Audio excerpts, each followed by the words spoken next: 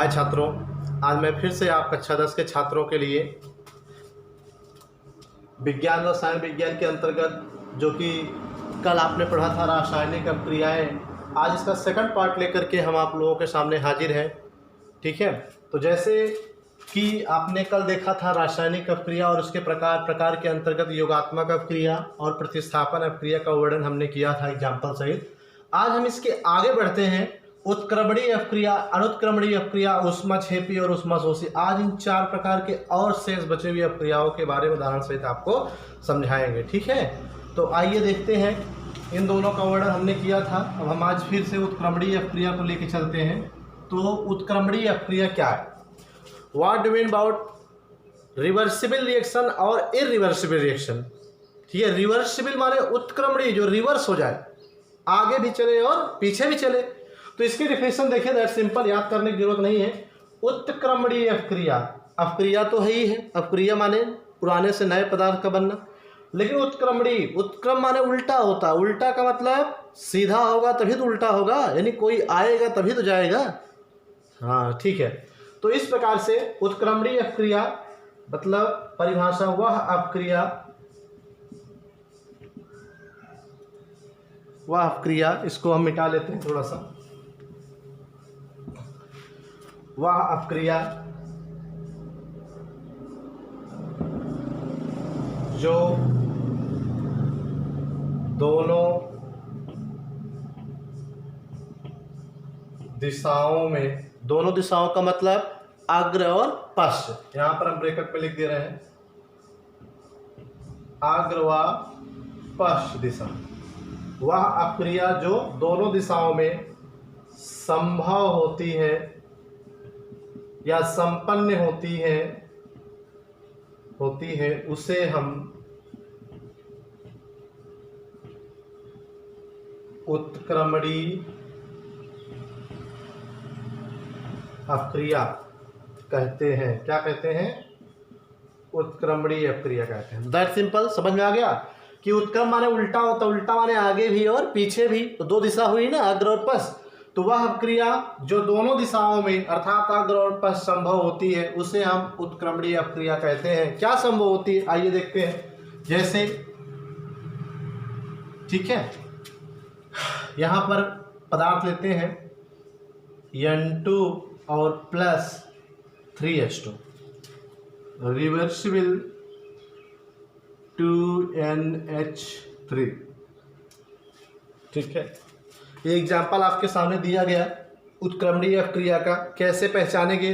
Very easy, बहुत simple इसका identification है। अगर कोई अपक्रिया दी हो और पूछा जाए कि उत्क्रमणीय अपक्रिया क्या है, तो आपको आंख मूंद कर केवल डायरेक्शन देखना, किसका? तीर का। ये तीर क्या बता रही है कि नाइट्रोजन हाइड्रोजन मिल करके ये तीर बता अग्र यानी NH3 बनाएंगे, और NH3 पुनः यहाँ पर देखिए रिवर्स हो रही है, तीर इधर आ रहा है, यानी NH3 फिर से इसमें टूट जाती है, यानी N2 और H2 से मिलकर अमोनिया बनता है NH3, और अमोनिया से पुनः N2H2 बन सकता है। तो ये एग्जाम्पल पहचान है, ये तीर डबल डायरेक्शन, डबल तीर जो अग्र और पश्च, इसको रिवर्सिबल इंग्लिश में कहते हैं। यही तीर ही क्या है? उत्क्रमणीय अपक्रिया की पहचान। जैसे भी आपको कल बताया योगात्मक के लिए A+B चेंजेज AB, ये भी अपक्रिया है, लेकिन देखिए इसमें एक ही तीर है, ये केवल अग्र दिशा, यानी A और B से AB बनेगा, लेकिन AB से AB, A और B नहीं बनेगा। इससे ये बनेगा लेकिन इससे ये नहीं बनेगा, ये एक दिशा में। लेकिन यहाँ पर क्या है? डबल तीर है, यही उत्क्रमणीय पहचान है, यानी A N2 और H2 से NH3 बनेगा, और जरूरत पड़ने इससे ये भी बन जाएगा। यही क्या है? पहचान है किसकी? उत्क्रमणीय अपक्रिया की। इस अपक्रिया में उत्प्रेरक होता है PMO, तो ये तीर ही आपकी क्या है? पहचान है। तो कहीं भी अगर आपको सिंपल सा अगर ये तीर दिखे तो आंख मूंद कर जान जाइए क्या है? उत्क्रमणीय अपक्रिया। ठीक है, समझ में आया? नोट करो।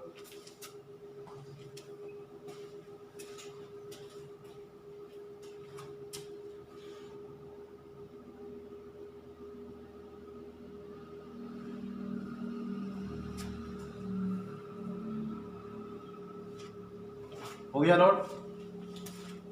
ठीक, ये भी कंप्लीट हो गया। अब इस तरह से हम चलते हैं नेक्स्ट टॉपिक। तो अभी आपने देखा उत्क्रमणीय दोनों दिशा में, तो एक इसका उल्टा क्या होता है? अनुत्क्रमणीय अपक्रिया। क्या होता है? अनुत्क्रमणीय अपक्रिया। कौन सी अपक्रिया? अनुत्क्रमणीय अपक्रिया, अर्थात इरिवर्सिबल रिएक्शन कहते हैं। ठीक है, तो इसकी डेफिनेशन क्या होती है? सिंपल। उत्क्रमणी माने उल्टा, यानी दोनों दिशाओं में, तो उसी का उल्टा कर लो। एक याद हो गया तो ये भी याद हो गया। ठीक है, कि वह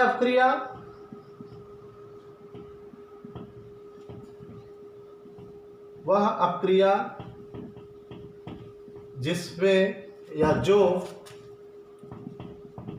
केवल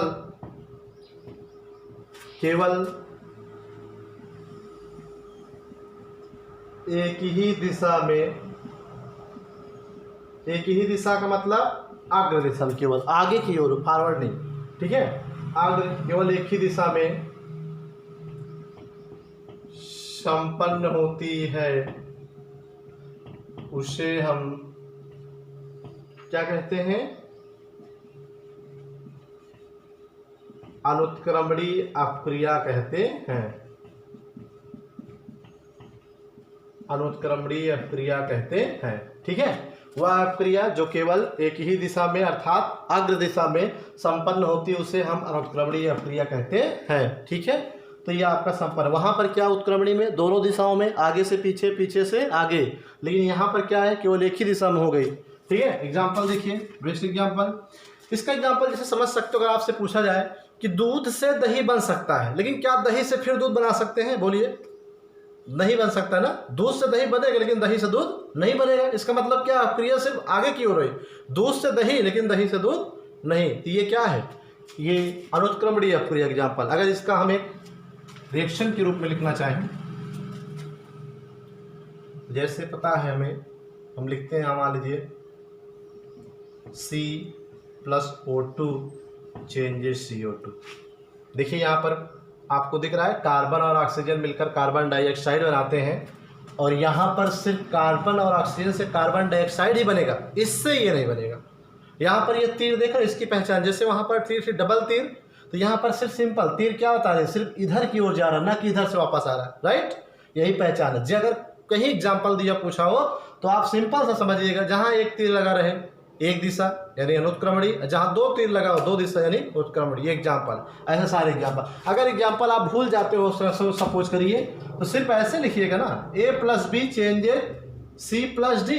ठीक है, कुछ भी लिखिएगा, क्योंकि यहाँ पर इससे मतलब है तीर से, तीर इसमें एक ही डायरेक्शन है, तो ये क्या होगा? अनुत्क्रमणीय अपक्रिया। ठीक है, नोट कर लीजिए।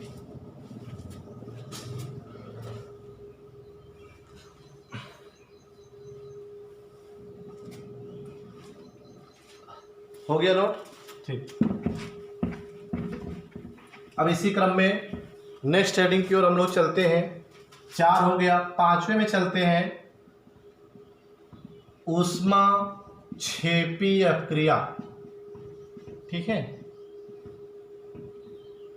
ऊष्माक्षेपी अपक्रिया, एक्सोथर्मिक रिएक्शन का मतलब है, यहां भी रटने की जरूरत नहीं है, सिंपल। ऊष्मा छेपी में होता है, मतलब होता है बाहर निकालना। छेपी मीन्स क्या होता है? बाहर निकालना, अर्थात ऐसी अपक्रिया जिसमें क्या हो? ऊष्मा उत्पन्न होती है, ऊष्मा निकलती हो। नहीं, दो या दो से अधिक पदार्थ जब क्रिया करके नया पदार्थ बनाए तो उसमें ऊष्मा भी अगर उत्पन्न होती है, तो ऐसी अपक्रियाओं को क्या कहते हैं? ऊष्माक्षेपी। बहुत रटने की जरूरत नहीं, सिर्फ आप इसी पर ध्यान दीजिए।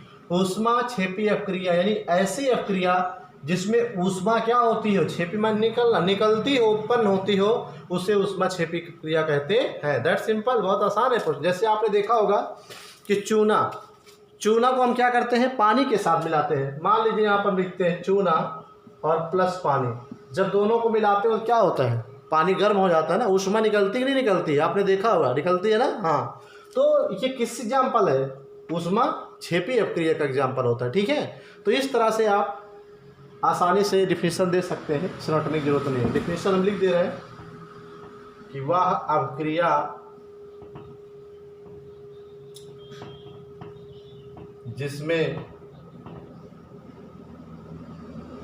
ऊष्मा उत्पन्न होती है, उसे हम ऊष्माक्षेपी अपक्रिया कहते हैं।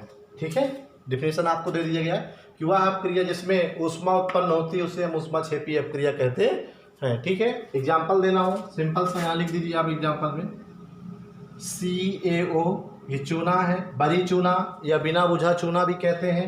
जब इसको आप पानी में डालते हो तो CaOH का ट्वाइस बुझा हुआ चूना मिलता है। क्या मिलता है? बुझा हुआ चूना मिलता है। तो इस तरह से आपका क्या हो गया, मिल गया। ठीक है, बन गया ये चूना। लेकिन यहाँ पर क्या है, इसके साथ साथ में क्या होती है, ऊष्मा निकलती है। ये ब्लैक बोर्ड पे तो ऊष्मा दिखेगी नहीं, कि दिखेगी ब्लैक बोर्ड पर ऊष्मा ब्लैक बोर्ड पर नहीं दिखेगी। जब आप इस क्रिया को संपन्न करोगे, घर पे जाइएगा, चूना लीजिएगा, वही चूना। ठीक है, जैसे हमारे घर में दादा लोग खाते तो रात में भिगो देते हैं, उसकी जो हीट है निकल जाती तो सुबह खाते हैं। ठीक है, इसी ऊष्मा के कारण दोस्तों चूना क्या होता है, काटता है। तो ये उस चूने को पानी मिलाया, तुरंत पानी गर्म हो गया। आप देखो गर्म क्योंकि ऊष्मा निकल रही है, ऊष्मा निकल जाती। तो ये क्या है, ऊष्माक्षेपी अपक्रिया का एग्जाम्पल है। ठीक है, नोट कर लीजिए अभी।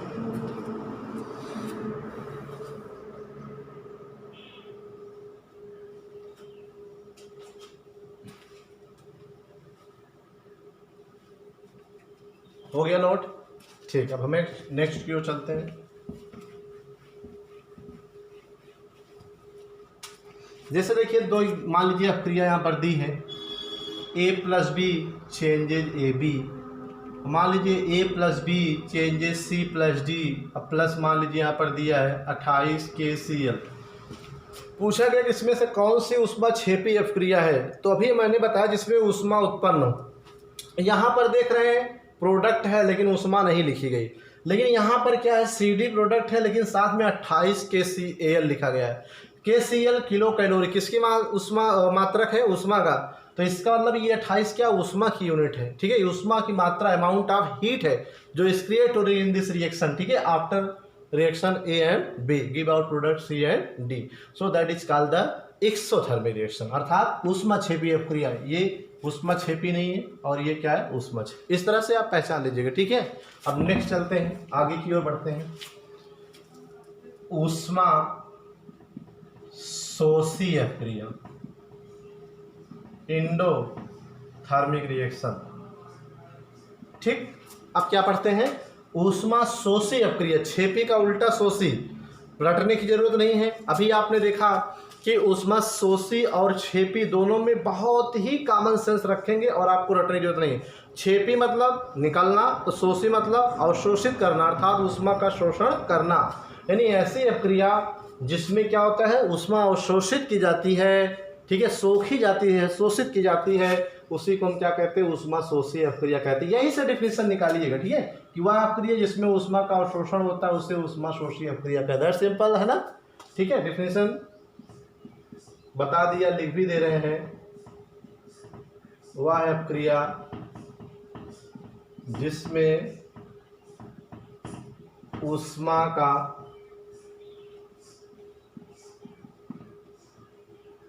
अवशोषण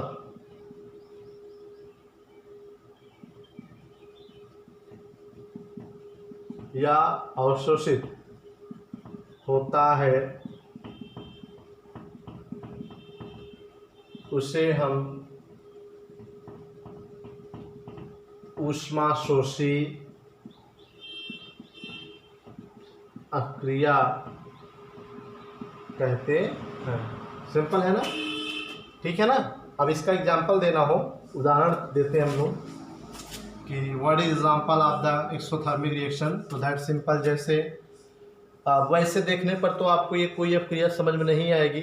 जैसे अगर किसी अपक्रिया में चेंजेस के ऊपर, चेंजेस माने तीर के ऊपर अगर गर्म लिखा है, हीट है, समझ लीजिए क्या है, ऊष्मा शोषी। जैसे A+B चेंजेज C+D, राइट।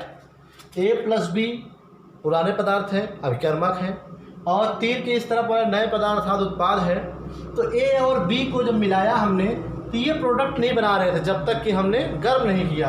यहाँ पर गर्म कर दिया, ये डेल्टा का चिन्ह है। अगर इस तरह का चिन्ह चेंजेस के ऊपर हो तो समझ जाइए उसका मतलब गर्म होता है। और गर्म का मतलब क्या है कि ये दोनों गर्म यानी हीट लेना चाह रहे हैं, हीट का अवशोषण कर रहे हैं, तब जाके CD बना रहे हैं। तो इस अपक्रिया में छात्रों हीट अवशोषित हो रही है, इसलिए हम कह सकते हैं कि यह एक ऊष्माशोषी अपक्रिया का उदाहरण है। पहचानना हो सिंपल, एक बार फिर से बता रहे हैं, ऊष्मा छेपी में यहाँ पर अंतिम में ऊष्मा 28 KCl 10 KCl कुछ लिखी रहेगी, ठीक है, उसमें ऊष्मा निकल रही है इसका मतलब। और ऊष्माशोषी अपक्रिया में जो एग्जाम्पल होगा वहाँ ऐसा कुछ नहीं लिखा होगा, बल्कि तीर के ऊपर गर्म या डेल्टा का चिन्ह होगा, तो इसका मतलब उसमें ऊष्मा ली जा रही है, अर्थात ऐसी अपक्रिया क्या है, ऊष्माशोषी अपक्रिया होती है। ठीक है, समझ में आ गया, एग्जाम्पल नोट कर लीजिए।